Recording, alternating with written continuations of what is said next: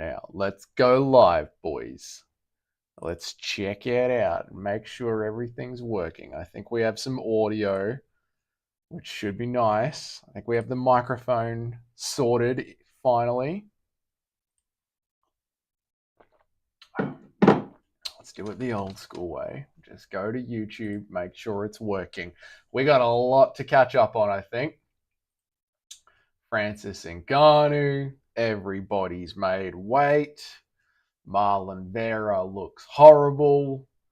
There is a lot to catch up on. Is Dougie even alive, huh?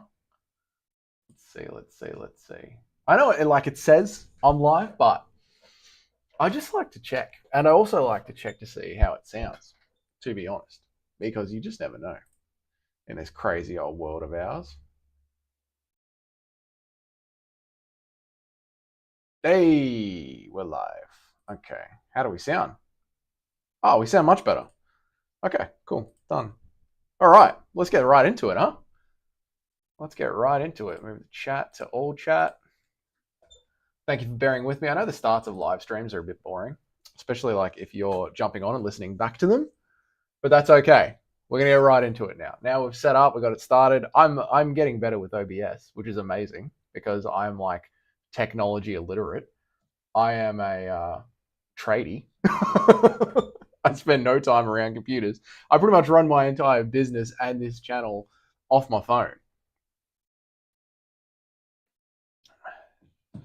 So there we go. But we're here, we're live, and look at this, huh? Francis Ngannou knocked out.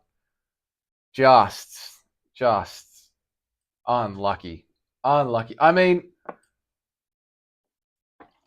it's so strange to see the way that Francis was boxing, because it seemed like he had no respect for Joshua. It was going into this one, I was talking about how the boxing world is probably going to take, and especially Joshua, is probably going to be taking Francis a lot more seriously this time round. Because the first time round, it was, a 1 in 1,000. He wasn't meant to be competitive at all. And he was very competitive against Tyson Fury. And I don't know if we remember Tyson Fury before that fight doing his weigh-ins looked like a fat potato. He looked absolutely horrible. So was it Tyson Fury thinking that I've got years of experience, I don't need to train that hard? Francis has never properly boxed, and this whole Francis Tyson Fury thing is just promotion. It's one big promotion going into the Usyk fight. And Francis took it very seriously, won that fight to us, the fans, to we, the people. It looked like he won that fight, even though I know on the judges' scorecards, Tyson Fury ended up walking away and winning that fight. But I'm saying, it felt like to us, the fans, that Francis was the one that won that fight. And then, we fast forward to what has this been? 6 months later? Whatever it is, 6 months later, however long it's been. And you've got Anthony Joshua, who is locked in, rebuilding his career, sees Francis Ngannou, realizes that Francis Ngannou is a real threat in the boxing world. You've got Francis, who has had, let's be real, the entire MMA boxing community, the entire fight world just glazing him, sucking him off, and he's walking in with his head held high. He thinks he's going to get a Tyson Fury rematch. He thinks this time he's going to be a lot better because there's a bit of experience behind him. All of this Francis has got working for him. He walks into the cage, and when you've got Anthony Joshua actually taking it seriously, and Francis was looking like he was giving him no respect at all. Even after the first 2 knockdowns, it looked like he was giving him no respect. And that third one was just savage and brutal. Just slept him. It was horrible. And now the real question is, right, because in MMA, in our world, you get the knockdown, you get a bit of ground and pound, and you might get choked out. You might get submitted. There might be a bit of ground and pound, but, usually the fighter's rolled over and their hands are around the head and the ground and pound is coming to the side of the head, and the fights are over fairly quickly.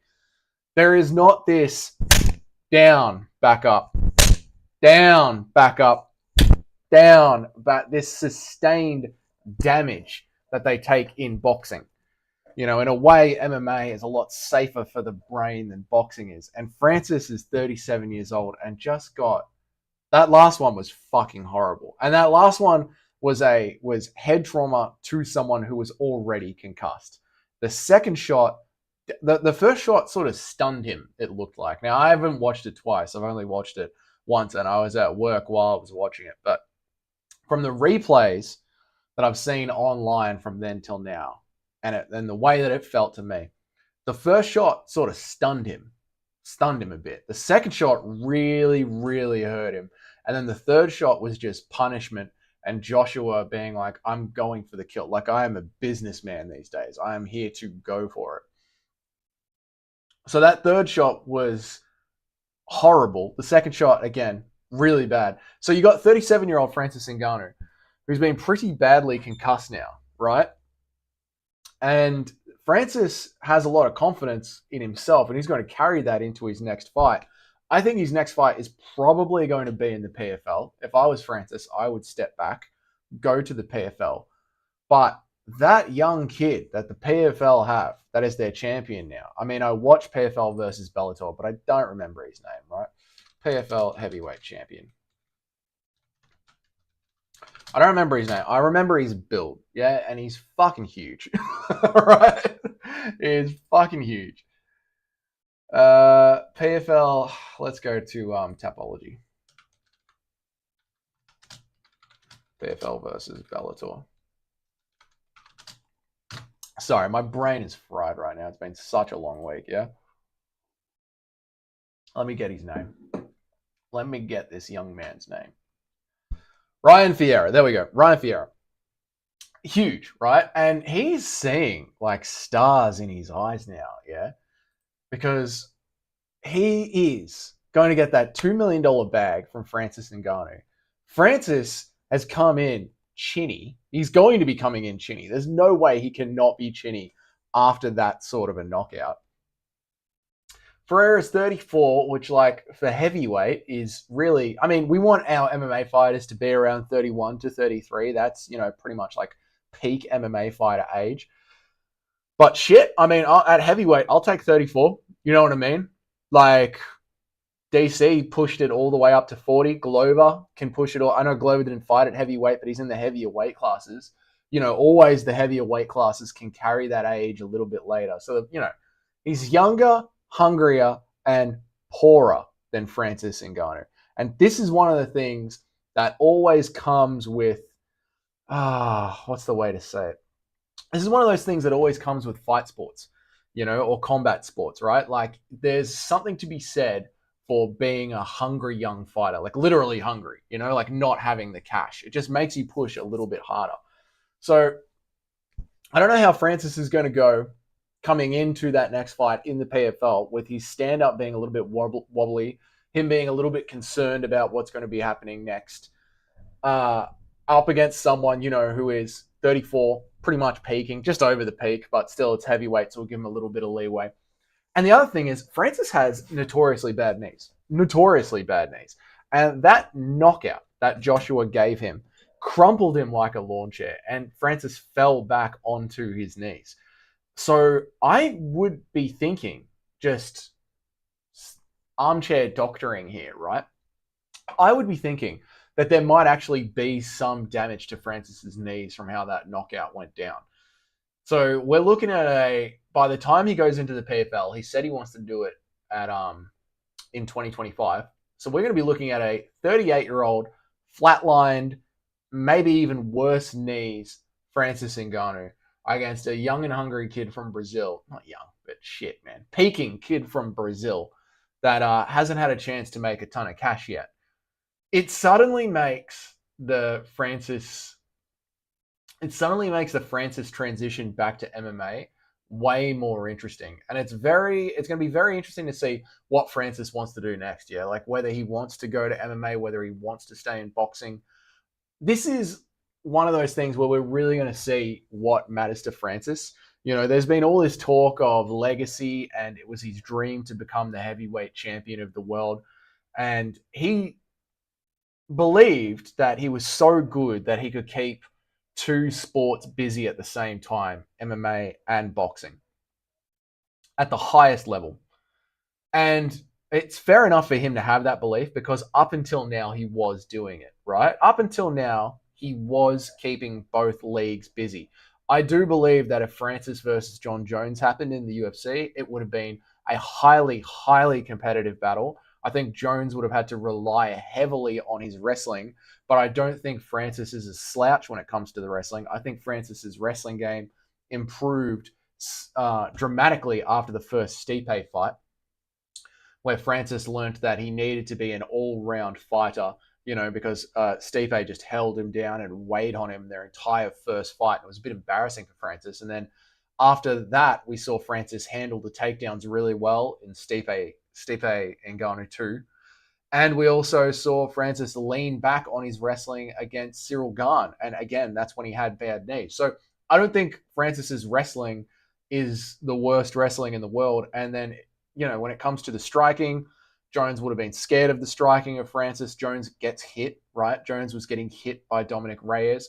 Jones was getting hit by Thiago Santos, who also just had one leg.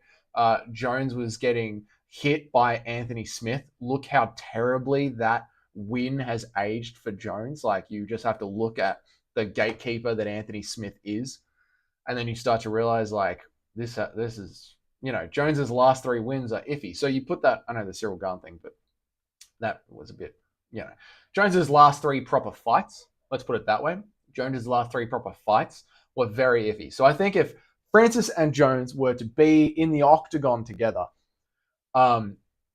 Francis would do pretty well.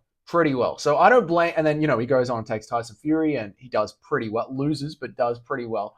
So I don't blame Francis Ngannou for having this self-belief that he can keep two leagues busy, two combat sports busy at the same time. But now it is going to come down to, what does Francis really want in life? He is moving very quickly now towards the end of his combat sports career. I know that heavyweights can go a little bit later. We talked about that at the start. I know that heavyweights can go a little bit later in their combat sports career. But, he's 37, so we're 3 years away. Boxing takes a long time to make fights happen. And he's just been pretty severely knocked out by what might be the number 3 boxer in the world at the moment. So with how long it takes for things to get done in boxing, considering his age and considering that he now has to work himself back up in boxing from a loss, which would probably mean that we need to wait for Tyson Usyk to happen. There is a good chance in boxing that there are some bullshit, waste of time rematch clauses somewhere. Welcome to the world of boxing, by the way, MMA fans. We don't get, a champion fighting every 6 months and call that slow. In boxing, if a champion fights once a year, we can call that quick, to be honest. Like, boxing is far slower than MMA. So the reason I bring that up, right? Francis has just come off a loss. Tyson Fury has to fight Usyk. There's probably going to be some bullshit rematch clause. That's going to get slowed down. Anthony Joshua just beat Francis. Anthony Joshua will want to take on the winner of Fury versus Usyk. There will probably be some bullshit rematch clause for that. That entire time, heavyweight boxing is going to play out. Francis will probably have to fight the loser in heavyweight boxing of one of those two championship fights to get himself back in there and start to build that up. Meanwhile, while that is happening, there is going to be another number 1 contender in the world of boxing who has actually grown up in boxing, competed in boxing, done a lot of boxing, that is also going to be there snapping at his heels. Now that Francis has been slept, he is not just going to walk into a unified heavyweight boxing title fight. He had a chance to walk into it before with his really impressive performance against Tyson Fury. And if he also equally performed really well and impressed here as well, then he would have had a chance. But unfortunately for Francis, he is now sort of been reshuffled to a lower priority, where he should have been when he came into boxing. Again, that first fight with Fury sort of like shocked the world. Now he is sort of where he should be in the world of boxing. And having the top of boxing so heavily invested in by the Saudis with so much money making these fights happen and these contract negotiations happen. There's a real logjam and there's a lot happening at the top of heavyweight boxing. And if Francis does want to become the heavyweight boxing champion, unified, all the fucking Jesus Christ, MMA is just so much better and simpler as a sport to follow. If Francis does want to go for that goal, he is really continuing to roll the dice even more if he's going to try and keep the PFL busy at the same time. You know, to fight in the PFL at the same time and focus on his boxing career when he has to claw his way back up in boxing now, I just don't know if he actually physically has the time for it. Trash water bottle. I don't know if he has the time for it, like left on his body clock, you know, and the world of boxing takes a long time for things to move. So it's hard for Francis now. Like, do you really want to be the heavyweight boxing champion of the world and a MMA champion as well? Not the MMA champion, because I do believe that the MMA champion still will reside in the UFC by the time all of this plays on. By the time we're done with Jones and Stipe and all that fucking bullshit, and just let Aspinall fight some contenders. So we'll see. We'll see what decisions Francis is going to make. Is he going to... And the other thing is, a lot of people have put a lot of... what's the right word for it? A lot of belief and a lot of investment and a lot of trust into Francis Ngannou, which is fair. He deserves all of that because he has put his money where his mouth is every single time and just pushed forward with the goal. But they've put all that trust and belief in him because he is someone who does what he says he's going to do, right? If Francis says, I'm going to do this, he goes out and he does it. And people believe that and they believe in him and they put their money in him. He has promised the PFL that he is going to have a fight over there with them. So I believe he is a man that will honor that promise. He will go over there and have a fight with them. It just sucks for him because I think that dream of being the heavyweight boxing champion of the world is going to slip away. I think it's going to slip away. I don't think there's enough time for Francis to do both, you know, and that sucks for him, you know, because I do believe if he wants to be the heavyweight boxing champion of the world, he needs to get rid of the PFL deal. Say, you know what, PFL, it's just not happening. But I do think Francis is the kind of guy that is going to respect the people that have respected him and backed him. And he is going to do that PFL fight. That's going to slow him down a lot. That's going to slow him down a lot. All right. What do we got in the world of MMA, huh? What's happening? Let's have a bloody look-see, yeah? What has the MMA guru said? Joshua was always a worse matchup for Ngannou than Fury was. Fury can hurt you with straights at range. He needs to be dirty on the inside or catch the back of the head. But he can't against Ngannou's strength and size. Anthony Joshua is a sniper. Shut Ngannou's outs easily. Yeah, maybe so. Look, I'm not going to pretend to be some mad boxing enthusiast. Literally, the only boxing fights that I have ever watched are the ones on the prelims before one of these gimmick boxing fights, these celebrity boxing fights. I don't know what the fuck is on this screen right now. Who the fuck knows? But hey, let's flip this around because I want to pop at this screen, and it's doing me bloody head in, mate. So just hold with me for a second. Flip horizontal. Okay. Now when I point at that, it's at that. Look at this. It's all, you see what I see now. Aren't we having a great time? Yeah. I'm not going to pretend to break down like boxing fights that in-depthly because I'm not that big of a fan of boxing, right? I will watch boxing when it's a celebrity fight or one of the gimmick fights that Dana talks about. And through that, I will most likely be catching like some of the prelims and the co-main events and that kind of, not the prelims, the co-main events and the main card, that kind of stuff. Like I watched the co-main event of today's boxing fight because I just chucked it on at work and left it there and let it play. And it was boring as shit. And boxing is boring as shit. And I hate boxing. I hate it. I don't like it at all. I hate watching it. I don't like it at all. You know, it's really, really, really, really boring. I like kickboxing. I like Muay Thai and good MMA. To be quite frankly, sometimes the wrestling and MMA does make it a bit of a snooze fest as well. So boxing is just not enough action.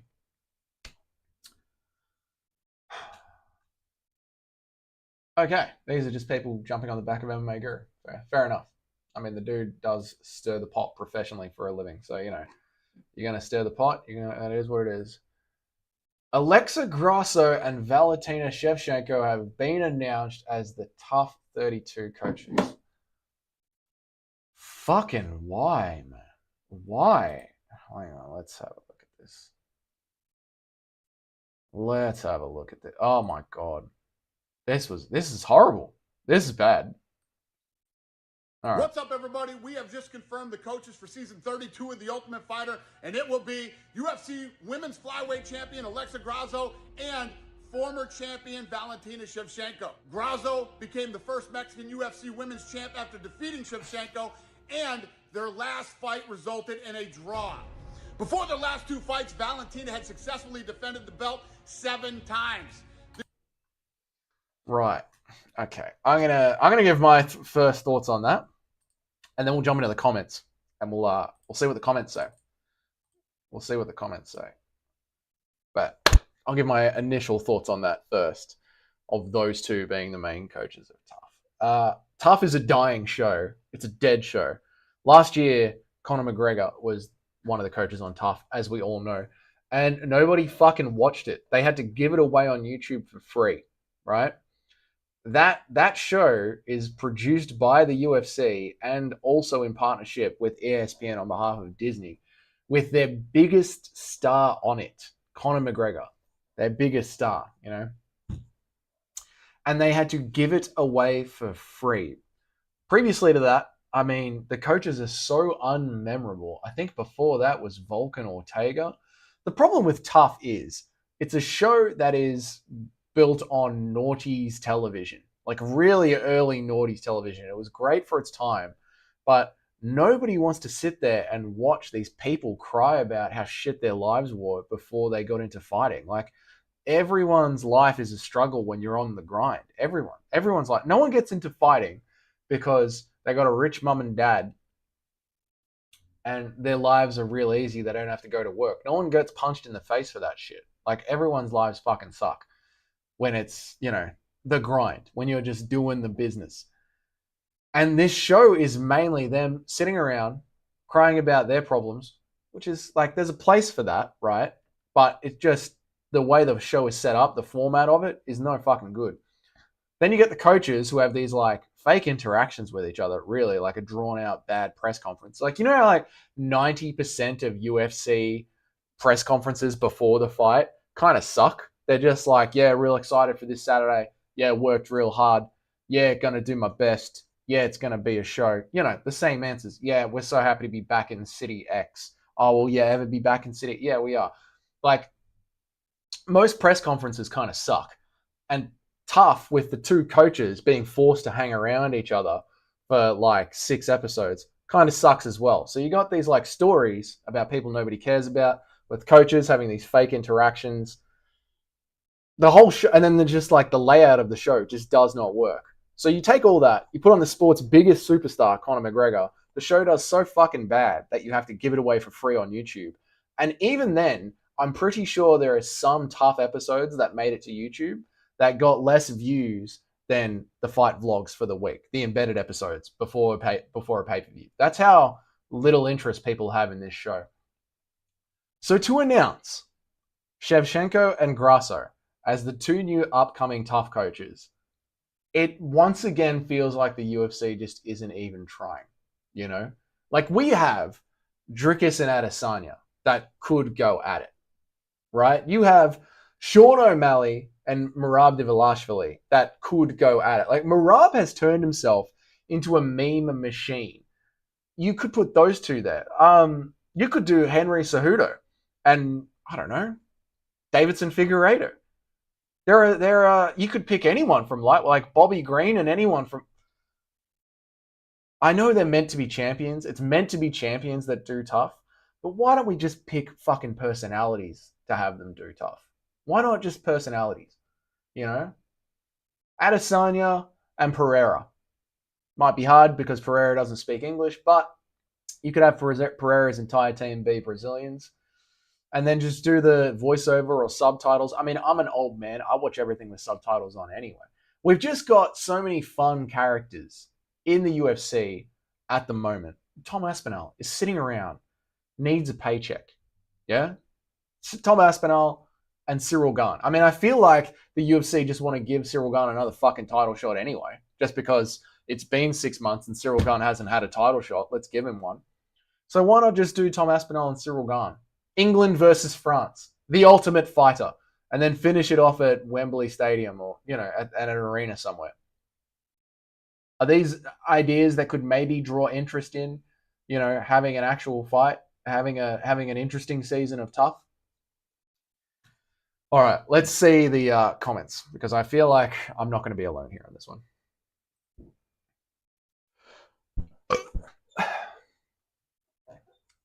What are the comments here?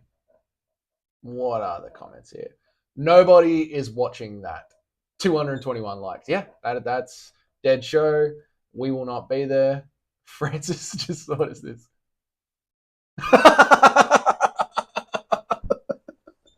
Just what? What the fuck are we doing this? We do not care. Grasso gets finished in the next fight. We have one person who cares. One person.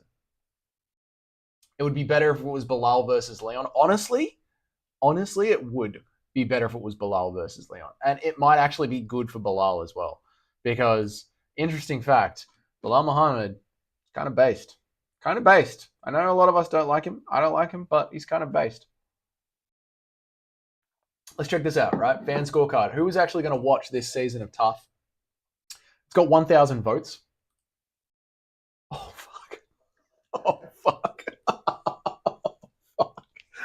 79% of people are saying, no, we're not going to be watching this. Oh, fuck, Dana.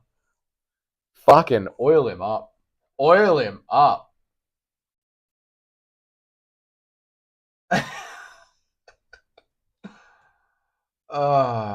Hopefully it's better than last season. McGregor pretty much ruined it. That's the crazy thing, man. Like, if McGregor cannot save this show, nobody's saving this show. I reckon there'd probably be more people watching this dead-ass stream that nobody is watching than will watch this show.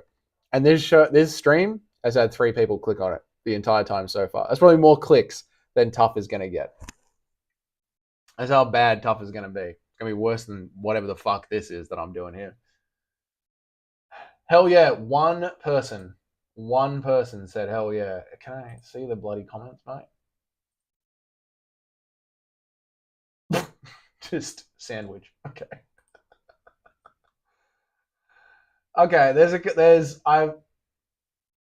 Can I be a ring girl? That's irrelevant.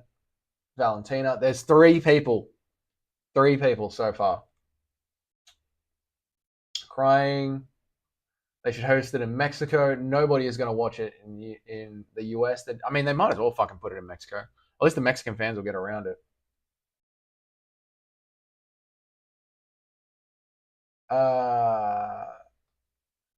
What does Mr. Clean, I'm guessing he's referring to Dana White's bald-ass head, have against Pena? She literally went blow for blow with the greatest woman fighter ever and won. We want Pena Grasso.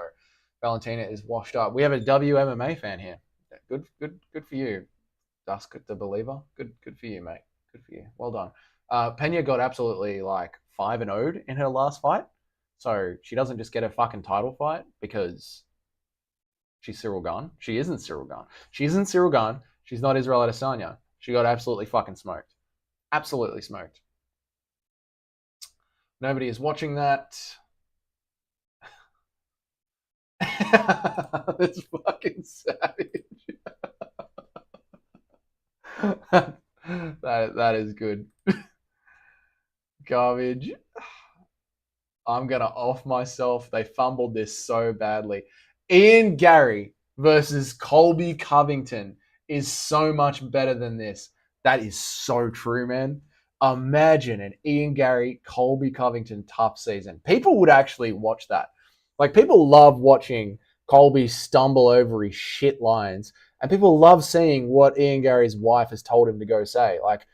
Her words coming out of his mouth are very interesting because it's just the most disingenuous thing ever. That is good. See, this is the thing. There's so many options to try and save this dead show. It literally seems like they're just Someone at the UFC offices are like, we don't care about this, and Dana's like, I do. Make it happen no matter what. And nobody is fucking checking anything after that little meeting happens. Bloody wild to me, mate. Bloody wild to me. Oh, jeez. All right, how long have we been going for? Because I like to keep these to a nice tight hour, a real tight hour. How long have we been going live for before we press on? Only half an hour. Jeez, man, I can ramble, can't I? All right, half an hour I can ramble on. Let's continue on and see what else is up. I feel like it's a bit late over in the States and it's a Friday night, so I don't think anyone's going to join me, but it's all good, man. We press on. Drickus versus Sean. Yes. O'Malley versus Cheeto. Yes. Costa versus Chimaev. All better ideas than what they've done. I do not understand what they're doing. But whatever. Jake Paul tells his dad he's going to be fighting Mike Tyson. Interesting.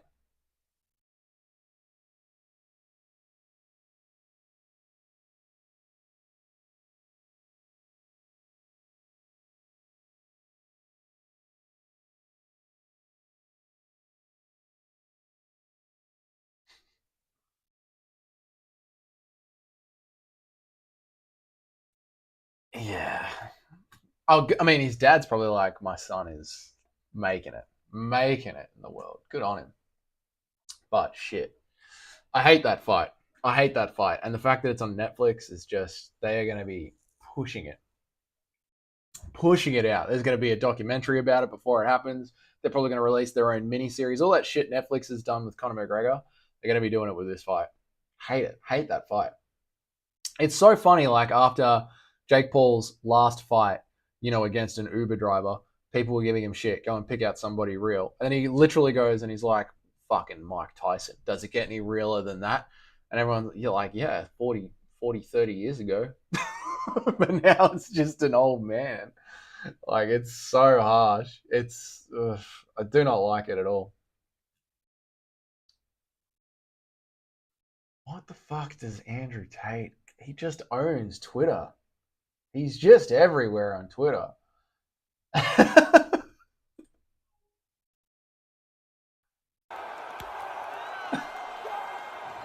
What a 57-year-old Mike Tyson KOs Jake Paul. Yeah, no chance. No chance. Oh, God, I hope Jake Paul doesn't give Mike Tyson further brain damage. Oh, God. Oh, God, please, no. Oh, Jesus, no. If you didn't live through the Iron Mike Tyson days, I feel sorry for you.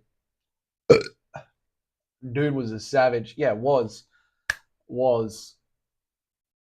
But no, I didn't. I was never into boxing back then. I think I was too young. I think I was too young. This is wholesome. Nobody cares about that. This is the thing, man. Everyone looks like a champion in a training room, I mean, it is Mike Tyson, right? It is Mike Tyson. Like, his form is always going to be perfect.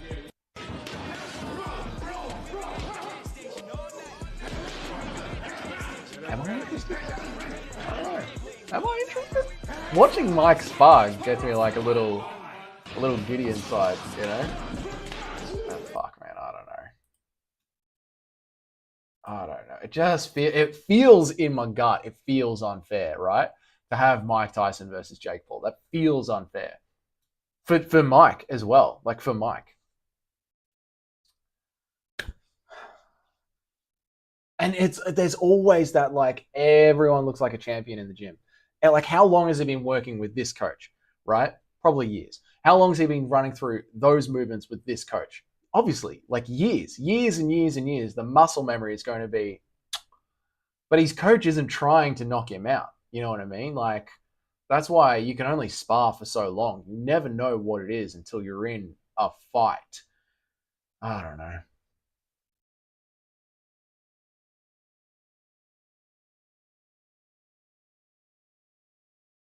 I don't know. 4 years ago. Oh, shit. No shit. This footage is not recent. Oh, shit.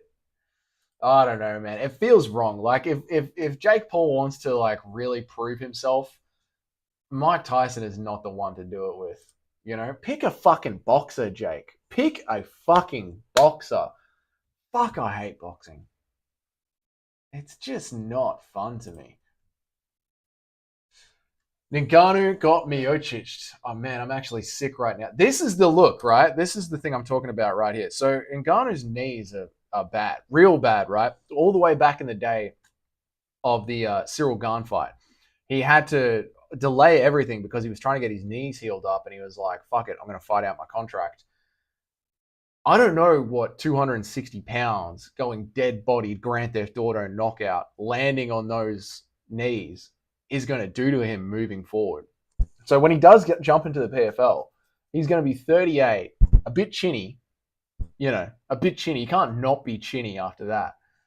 With some popped out, blown out knees, it's going to be interesting to see if that actually hurts him. If that's a long-term damage, you know what I mean? If that is actually long-term damage. What do we reckon? Ngannou fought 2 champs back-to-back. They didn't even feed him any burner. Yeah, that's true. That's true. It was, I mean, he jumped right into the deep end of boxing. But now, don't be a casual. They both got Kuro-copped. Yeah. Oh, mate. Classic Herb Dean stoppage.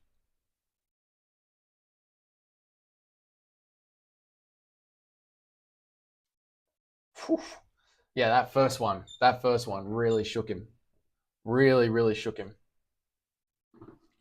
Live and die by the sword. He fought a Fury who didn't take him seriously the first time. Joshua didn't make the same mistake. That was exactly my thoughts going into this fight. Like, Anthony Joshua saw that Tyson Fury took it like a little bit too easy with Francis and really locked in. Just the way that Anthony Joshua walked out was so like business-esque. Like, he was there to do a job, get it done. And the way that third shot like just flew across, it was like I'm gonna fucking end you with this shot. It was brutal, man. First Volk now and Ngannou. Jeez, man. It was brutal KO. Change your image to Anthony Joshua. Yep. Ariel Hawani. Yep. Laura Senko. What is she up to? But it doesn't matter. It's nice. We still looking. have rules that we need to follow. Look at, I'm looking straight ahead because the last show, at the end of the show, I was looking at something. I have never once watched this pre-fight weigh-in fucking show thing. Never once. Never once in my life. Who gives a shit? Jack Della Maddalena. What's going on with the scales today, huh? Chito Vera looked like he was dying out there, man. 170 the official weight for Jack Della Maddalena. Interesting. He seemed fine.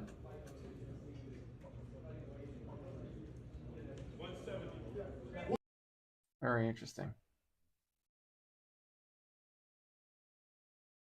Bro cut to championship weight for a non-championship fight. Yeah, he probably just wants to fucking hydrate. That's what I think it is. Like, he's probably sick of cutting weight. Like, it's an exact science, but it's not an exact science. Like, that's why people might miss it by a pound or two either way. And yeah, it's just JDM being like, JDM is the most laid back dude on the whole planet. Yeah, I don't know. What do you fucking reckon? Yeah, this is nothing. This is an absolute. Russell Thomas, PLPP. I don't know what you're talking about, man. I have no idea what you're talking about.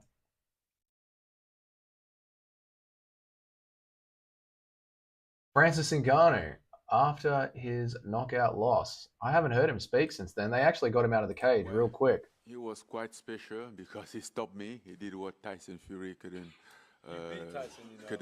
done, And what does PLPP mean? It wasn't my day, and he's just. I'm gonna Google it. Way better than me today, so yeah, it sucks, but it's the game. We all know that. It's the game. I hope he comes back a little bit humble because when he was first doing his run in the UFC, he thought that he could just dominate everybody. I mean, everybody. He put no respect on anyone's name. And then Stipe just fucking held him down for like 5 rounds. And he came back like a much more reserved Francis, like business-like Francis. You know, very similar to how Anthony Joshua looked today, where like Joshua was on that tear, absolute tear, that he lost, and now he had to like slowly come back and rebuild his career. It's just funny how these fighters go through these like waves in their confidence. There was something very odd about the way that Francis was boxing today. It's like he honestly was boxing like nothing Joshua could do to him was going to hurt him. And even after the first punch, he didn't, the first knockdown, right? He didn't adjust his style at all. He just kept lumbering toward, like keeping that weird range that he keeps, keeping his guard pretty open, like an MMA guard. Very interesting to see which one he's going to pick going forward, MMA or boxing.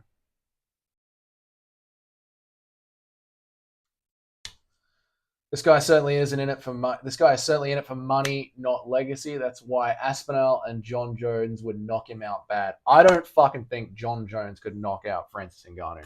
You know, John Jones couldn't stand there with a one-legged Thiago Santos. He is not knocking out Francis Ngannou.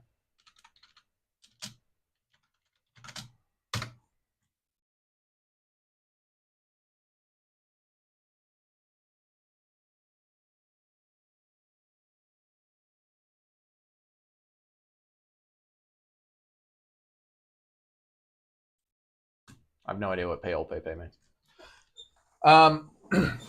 And yeah, this talk of you know, he's in it for the money, he's in it for the legacy, not the money. It's going to come down now to which one he picks. Like if he stays with boxing and tries to rebuild his boxing career, he's doing that because he wants to be the heavyweight boxing champion of the world. But if he like jumps to PFL and jumps to boxing and keeps taking these money fights as his career starts to slowly filter out, then we'll all know that he was truly in it for the money. You know, like it's all well and good to say it was my dream to be the boxing heavyweight champion of the world. What everyone is just giving you $15 million to do it, giving you $10 million to do it, giving you the number one contender in the world. Like everyone is just like opening the world to you. And now on the boxing end of it, he's going to have to put in some real boxing work. So it's going to be interesting to see which one he's going to go with, you know? I'd be cracking jokes too if I just got paid $20 million to get knocked the fuck out. That's true. What's up, Western Mass? We are talking about Francis and his post-fight. Couldn't done, you know. Check it out. Actually attached the microphone to the computer, mate. Day, and he's just way better than me today. So, yeah. It sucks, but it's the game. We all know it.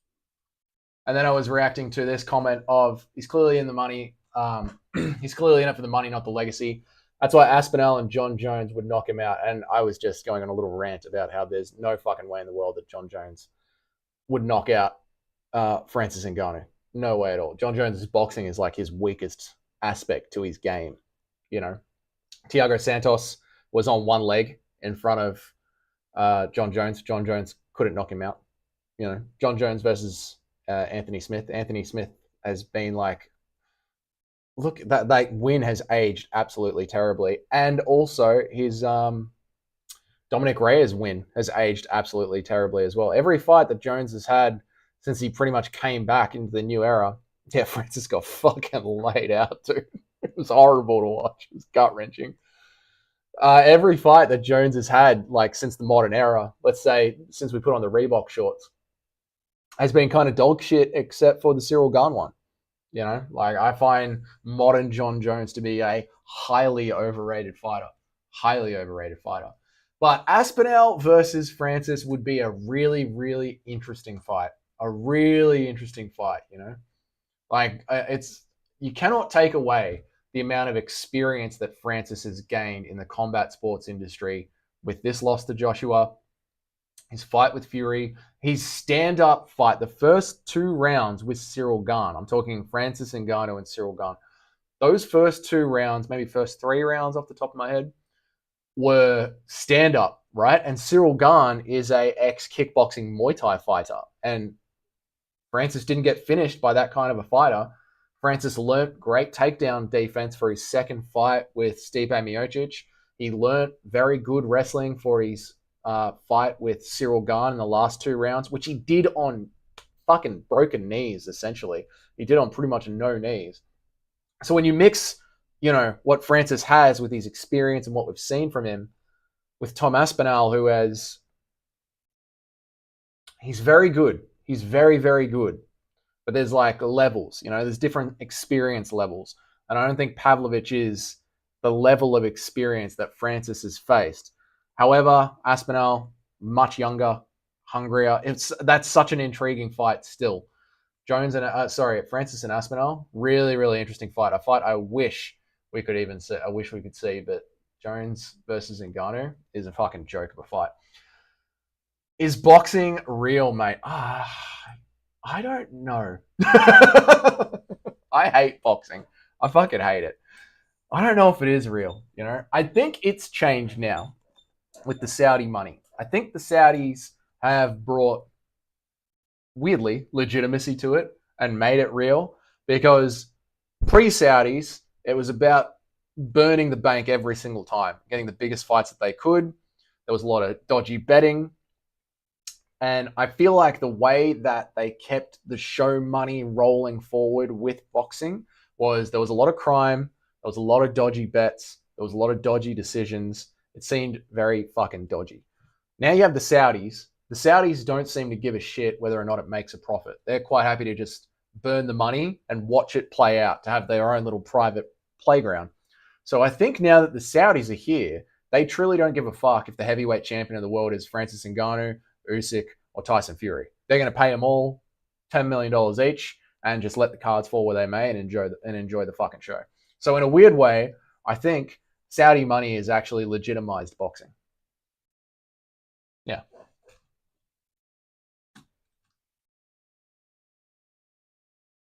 Next story. We've not even started the co-main. Yeah, fuck, it moves slow. Oh my God. Jesus Christ. How can you be a boxing fan? I honestly don't know. Is MVP a future UFC champ? I do not think so. I think he is too old in the game and, quite frankly, not skilled enough. I think it's easy to look like another level of Wonder Boy when you're not in there against the highest level of competition. Not likely. MVP is past his prime. He'll end up similar to Ben Askren when he joined the UFC. I don't know if he's going to get like fucking smoked like Ben Askren did. I don't know about that. Western Mass, if you're still here, man, how's work going back at work? How's it been back at work, counting down the trees, brother? Cold, slippery? It's good to see you pop back in. No one believes in MVP. Too old, bad ground game. If he had joined younger and worked on his takedown defense, he probably could have been. Yeah, that's the thing. Like, this is 100% where my mind is. He hasn't had that, like, sharpened level of competition and the age as well, The first complete fighter he'll face will dismantle him. If Holland will fight as an MMA fighter and not a striker, he'll beat him easily. I've rarely seen someone with a worse ground game than MVP. But he's a really entertaining striker. Yeah, I feel like this is what we're seeing. Like, we're seeing the crowd and the audience sort of realize that we just got another Wonder Boy here. We got ourselves a new Wonder Boy to play with, and like MVP ain't getting past anyone with any sort of ground game. I mean, let's take a look at the rankings, shall we?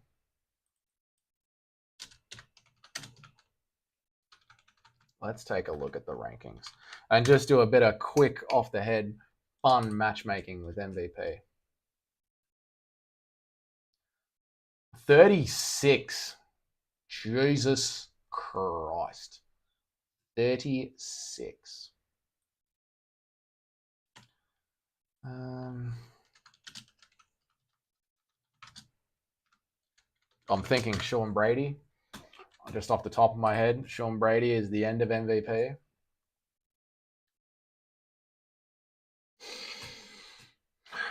Kevin Holland, he beats. Neil Magny, he beats. Jack Della Maddalena, fun fight. Really fun fight. Obviously, Jack Della Maddalena is Australian, so he's going to fucking win. Vicente Luque, also interesting fight. Jeff Neal, he beats. Stephen Thompson, fun fight. Let's just watch that. After this one, let's just MVP versus Wonderboy. And let's just have ourselves a good fucking night. Apex main event. MVP versus Wonderboy. Done. And then put on whatever the fuck you want afterwards, UFC. No one cares. Oi, oi, was working in the rain. I'm out of shape. Breaking my back into it, mate. Fucking winter. That's over. Yeah, man, that first one back. When I finished up my cruise, my first day back at work, the day after we last spoke, I was fucking demolishing. I was doing demo, and I was like, man, I didn't know a hangover could last 3 days. Sucks getting back into it, getting the body moving again. That's why we can never stop working. Never. All right, let's press on with this, huh? You'll get back into it, though, brother. You'll get back in. Next week will be easier. And it's getting colder and colder over here. Be getting warmer for you. You'll be right, mate. What were we up to? Okay, so Sean Brady beats MVP. That's the end of the line for him. But, you know, he could duck Sean Brady for a bit. Ian Gary, fun matchup. I feel like MVP could beat Ian Gary. I'm not that impressed by Ian Gary. Not just because of his life choices. Like, they are despicable.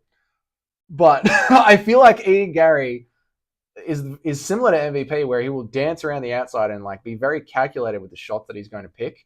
And with MVP being exceedingly hungry in the UFC, JDM wins because he's from fucking Australia, mate. You know it, brother. They're like, he's just going to become a champ because he's from fucking Australia. Volk, Whitaker, Mark Hunt have to be like, if you were an Aussie, you become a champ. That's just the way it is. Yeah, so MVP and Ian Gary, right? I feel like MVP will realize someone's striking of Ian Gary's level and be able to play that game with him and push him just a little bit harder. I mean, Jeff Neal, is that who we just saw fight Ian Gary? It was, wasn't it? It was Jeff Neal that we just saw fight Ian Gary. Jeff Neal could have outstruck Ian Gary and beaten Ian Gary if he had any fucking cardio. Like, fuck, man. How do you not have 15 fucking minutes of cardio? So, like, and Neil Magny was down on one leg, but we're talking Neil Magny. Like, these levels of striker that I'm seeing Ian Gary against make me feel like Michael Venom Page versus Ian Gary is a winnable fight for Michael Venom Page. Colby Covington loses. Colby Covington would lose to the Wind at this point. Gilbert Burns wins wrestling. Gilbert Burns beats MVP wrestling. Shavkat Rakhmonov beats MVP wrestling. Bilal Muhammad beats MVP wrestling. Kamaru Usman probably stands with him because Kamaru's knees are fucked, and MVP could probably beat Kamaru Usman. Now, if MVP wanted to really make a run at a UFC title, there is his like line to victory right there. It goes: beat Kevin Holland this weekend, take on Colby Covington, call out Kamaru Usman. 3 wins, title shot. Boom. Fight Bilal Muhammad for the title because Bilal will be champion by then, and lose. Spectacular. And then retire. Done. Project save MVP's career. What the fuck did I just do? Oh, there we go. No, nah. Really looking forward to seeing how MVP goes in the UFC. Followed him for a long time in Bellator. Will he be a Will Brooks or an Eddie Alvarez? He's left too late to join the UFC at 36. Will he have the same knockout highlights reel? No. But he's going to be fun to watch while we're here. It's going to be like having Wonderboy. It's going to be very fun to watch. I'm keen to see MVP here. I'm happy that he's here with us. It's cool. Don't leave boxing. Yeah, I think he should stay, man. If he wants to be the boxing heavyweight champion of the world, he needs to stay around. Benoit Saint Denis is in. His skull hasn't separated from his forehead. whatever the fuck was going on there, it's still there. Jesus Christ. Look at that face. This dude. I am so fucking nervous for this fight tomorrow. This is the fight tomorrow. This is the main event for me. This is like the scariest shit fight there is. Dustin is putting all of his cards on the table tomorrow. And he's made weight. Awesome. Hopefully his cardio is not affected from whatever was going on here. But 155. Scary Eyes could retire Poirier this weekend. True. Built different. Built like any other lightweight. Scary looking. Yep. Brother is getting baptized tomorrow night. Good to see that some people still think Poirier's got it. Benoit is screwed? Maybe. Is he going to get fraud checked? Maybe. We'll see. So I'm guessing you... Jesus fucking Christ, what have I done? I'm guessing you're believing in Poirier still. He's still got it. My brain every second goes 50-50 on this one. 50-50. I think now, in this moment, I believe that because it is a 5-round fight, Dustin will still have this. That's where I am today, but we'll see how I wake up tomorrow, you know? Scared for Dustin. I wonder, has the odds line tightened up now that there's all this staph infection rumors going around and we are finally here at weight? Sportsbet. Dustin Poirier. Sportsbet.com. Sportsbet.com.au. What are the lines? What are the bloody lines? Sports. AFL, NRL, AFL's back, boys. Getting back into the footy. AFL's back, boys. We can watch some bloody footy as well. It's going to be sick, boys. We're going to have a good time, boys. We're going to love it. Dustin Poirier, $2.67. Benoit, $1.47. The money's still going for Benoit. People still think Benoit's got this. The odds have not tightened up that much. Interesting.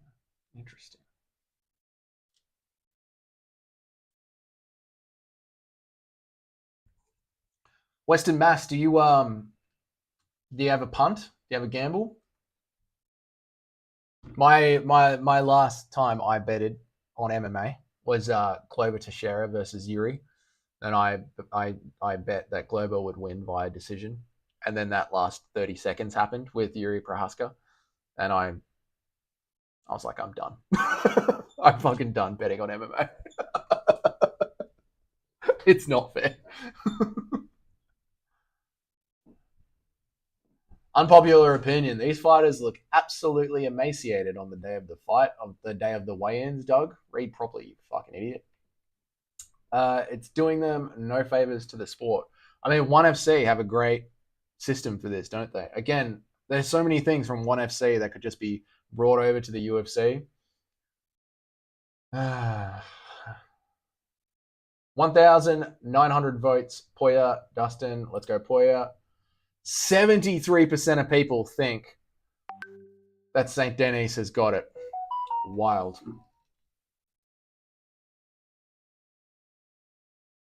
My brother, I'm going to go find the local sports bar to watch the Collingwood game. Oh shit, my team must be playing soon. Sick. Let me check this real quick. Sorry to do this to you guys. This is how loosely I follow AFL football. Collingwood's next game. Today, 7:30. Holy shit, look at that. I don't bet, but I'm looking into odds.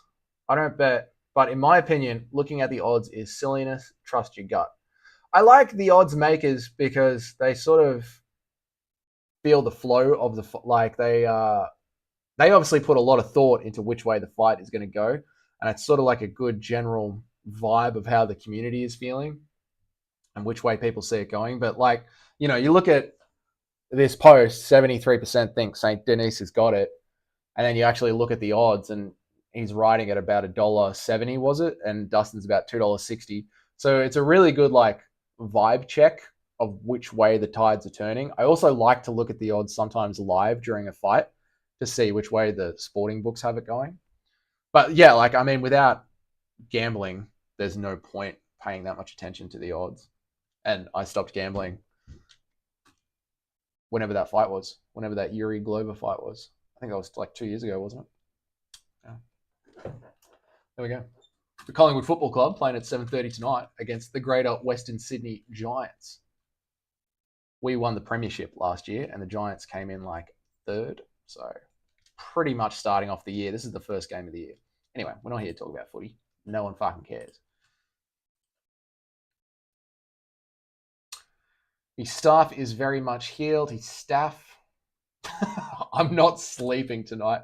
And then it's just that face.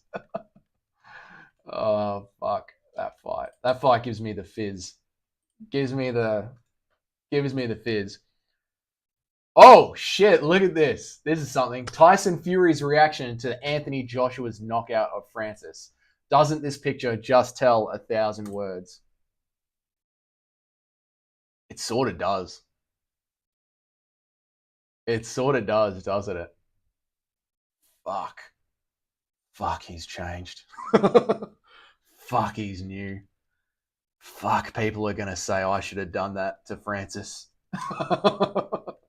Maybe, like, he could just be a human being and actually feels bad for Francis. Like, he's done a bunch of press conferences with Francis. They've been in each other's world for, over a year now. And then to see that knockout was such a harsh knockout. So this might be like less of a I'm fucked face and more of a Jesus Christ, that dude just got slept. We don't know, but funny.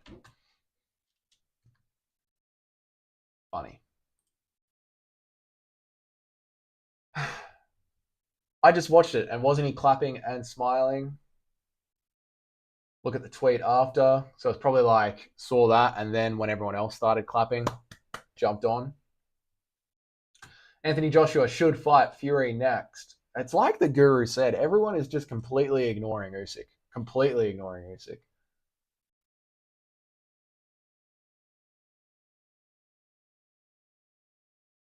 He looks worried. He realizes he isn't the world champ. It looked scripted. This here by Pena, it looked scripted. With UFC and with UFC and John Jones versus Cyril Gane, that truly looked scripted because there was no long-term damage to Cyril Gane. It was a rear naked choke. It was pretty much, I think it was just a jab that dropped Cyril Gane, or maybe it wasn't even a jab. Like, I don't remember how they got into that situation off the top of my head, but the UFC needed John Jones to look fucking dominant, and he did, and there was no real damage to Cyril Gane. And Cyril Gane still gets to just be considered for the next title shot no matter what. It seems like there was a lot of favors done there. It just seems to have worked out really nicely for everyone involved. This fucking knockout doesn't look scripted to me because, number one, the Saudis have put money into the PFL. They've backed Francis the entire way. Why would they want Francis's legacy to just be flatlined the way that it did? If it was scripted, Francis could have easily stayed down or taken a dive on that second knockdown. His own ego and his willingness to be in there made him get up for that second knockdown. And the third one that AJ landed was fucking brutal. Fucking brutal. So I don't love that, like, this one looks scripted. I love it more for the John Jones Cyril Gane thing, though. Because he's a fraud. Oh, shit. Oh, man. He was the one on the floor last time he was in the ring with Francis Ngannou. So what do you expect? Especially when his nightmare was knocked down in the second round. Yeah, it seems to be one of those things where he's just like, fuck, it is not going to get easier for me. And he was probably hoping that Francis had won that, so he could do his business with Usyk, and then no matter what, still have a money fight with Francis. Like, people would want to see that happen again. Yeah. Could be that too. Just watching that money fight against Francis Ngannou just wash away. For $5 million, would you jump into this water? Fuck no, bro. Fuck no. I ain't Steve Irwin. I saw what happened to him. I know the way that this is going to go down.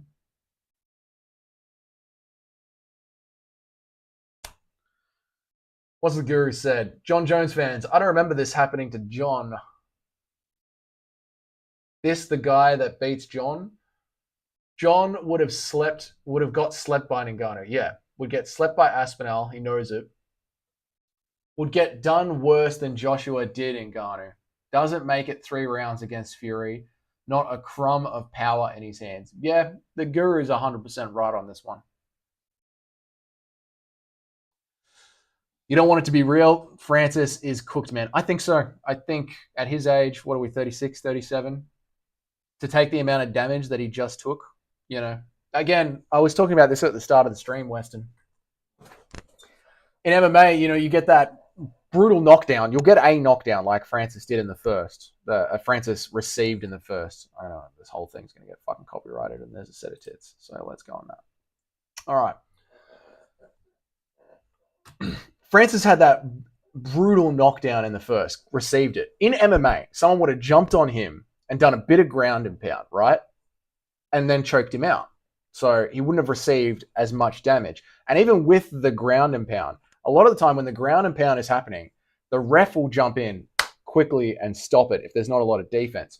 Or the fighter will roll onto their stomach to try and get up, put their hands around their head to cover their temple, and the opponent who's knocked them down will do a couple of shots to the back of the head, and the fight will be over. In boxing, what we just saw, dude, you're absolutely right, man. Like, he got cooked. He got that first shot, that second shot that put him down, and as I was just saying with the was this scripted or not, he could have stayed down.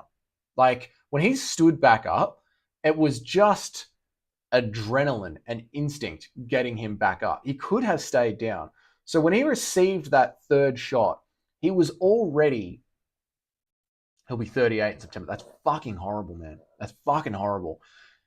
When he received that third shot, he was already concussed from the first 2 shots. And when they do these CTE studies, it shows that, like, when there's already swelling and inflammation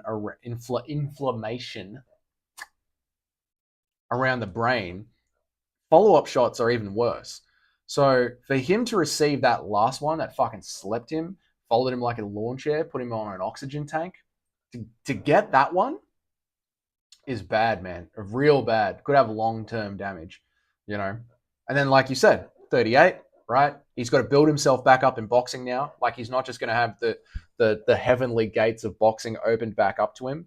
So now it's, does he really want to become the heavyweight boxing champion of the world, or does he want to pursue his MMA career in the PFL?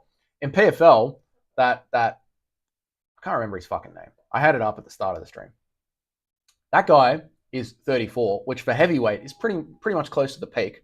Like 33, 32 is the peak, but he's still a very fit, young fighter. So he's got a killer who is kind of broke, waiting for him at PFL, or he's got to sit around in heavyweight in boxing and take on maybe 2 or 3 more fights to work himself back up to a title. I mean, Anthony Joshua has had to do, I think I was listening to it on the broadcast, like 3 or 4 fights to get himself close to the title picture again. Swelling and inflammation is bad for the brain. It is. You're right. And then to get hit again is also bad for the brain, causing more swelling and inflammation.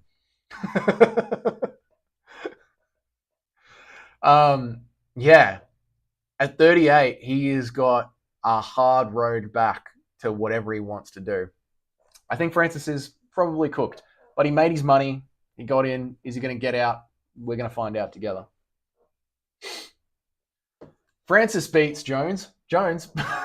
Savagery. Subs Ngannou. He could. Oblique kick KOs Aspinall. No. and would embarrass Joshua and Fury at the same time in a real fight. Yes, in a real fight, obviously, Jon Jones would win. Baddest man on the planet. No, he's not. He's not the baddest man on the planet. Jon Jones is a fucking average fighter ever since the Reebok era. I don't care what anyone thinks about that. Fight me on it, bro. He's fucking average at best. I think they're all extremely close competitive fights that should be made in MMA. Yeah, MMA is the true test. Jon is sharp, wits and technique can overcome the Ngannou. The thing is, right, once Jones has all of his tools outside of boxing, that's when he can play games with these heavyweights, because these heavyweights are very, very striking heavy, obviously. And his wrestling and his understanding of chokes and oblique kicks and all of that do make a big change in the game. The reason why Jones versus Aspinall is such an intriguing fight is because they're both well-rounded dudes. Really, really well-rounded dudes. And I think when it does come to just the stand-up striking, Aspinall probably has Jones's number there. Again, Jon Jones, Dominic Reyes, Thiago Santos, Anthony Smith. Couldn't finish, not a finisher. Jon Jones is not a finisher. His stand-up game is fine. It's fine. But it's the messy parts in between his stand-up game and how that transitions to the clinch and then the groundwork and then the elbows from the ground. That's where Jon really excels. Every time Jon is in there standing, it's kind of average. Just the facts. Go back and watch Jon's last 3 fights at light heavyweight. His stand-up is not that impressive.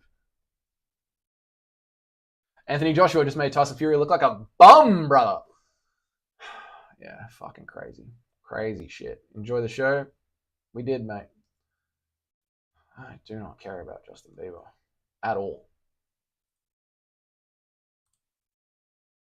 Get the fuck off my feed, mate. Drake put on... Jesus Christ. Oh, man, the Drake curse lives on. How long have we been streaming for? Let's have a look. How long we've been streaming for. Because I like to go for about an hour. I feel like we've been going for a while. I've been talking shit, catching up with the Western Mass, my boy. Oh, man, the world's greatest mod.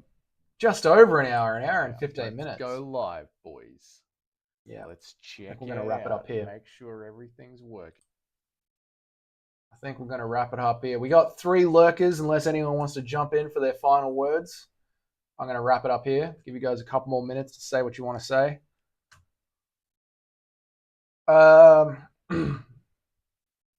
Housekeeping shit for the channel.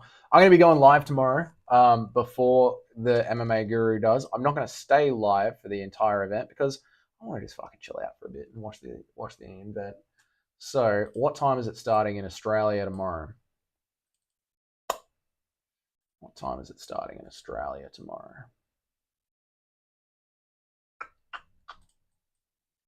UFC schedule. Early prelims at 10 a.m. Beautiful. Beautiful. I'm going to have a bit of a sleep in. Do all the shit I need to do on a Sunday morning. And then sit down and do the live stream. I'll probably be live streaming for the prelims.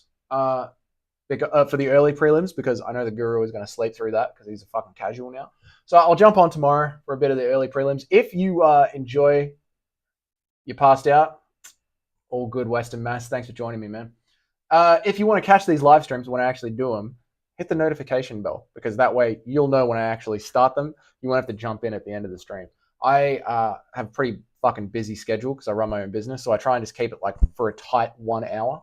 And while no one's in here chatting, I'll just be reacting to the news of the day on Twitter, maybe doing a bit of gaming. So feel free to jump in and hang out. Western Mass, thank you so much for jumping in. Russell Thompson, I don't know what PLPP means. And everyone else watching this later on, jump in for the next one. Turn your notifications on if you made it all the way to the end of this live stream. Cool. See you tomorrow, cunts. Have a good night.